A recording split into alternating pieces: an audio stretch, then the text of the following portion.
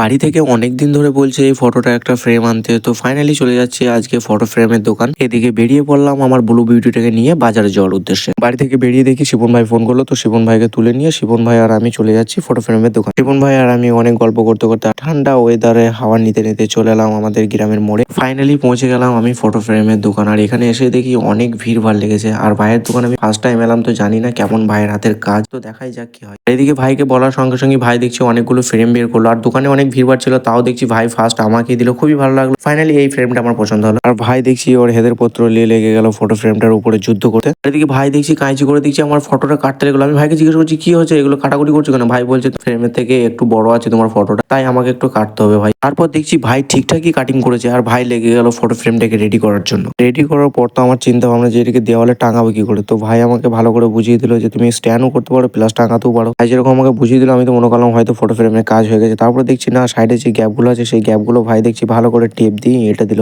আমার finally photo frame ready. Photo ফ্রেমটা কেমন লাগছে তোমরা অবশ্যই একটা কমেন্ট করে বলবে। ফিনিশিংটা কিন্তু খুব ভালো দিয়েছে ভাই। আর ভাই দেখছি এদিকে আমার হাত থেকে ফটো ফ্রেমটা নিয়ে নিল। আমি তখন বললাম কি আমাকে দেবে না নাকি? বললো যে না আর কেন দেবো না, আমি আগে প্যাকিংটা করি। আর এইদিকে ভাই দেখছি খুব সুন্দরভাবে প্যাকিং করে দিল, আমার হাতে তুলে দিল। ভাইকে যখন আমি জিজ্ঞাসা করেছিলাম যে ফ্রেমটার দাম কত, তো ভাই বলেছিল 150 টাকা। তো চিন্তা ভাবনা না করে পকেট থেকে 150 টাকা বের করে ভাইয়ের হাতে তুলে দিলাম। আর ভাই দেখছি আমাকে আবার 20 টাকা রিটার্ন দিল। তো ভাইয়ের এই ব্যবহারটা আমাকে খুবই ভালো লাগলো।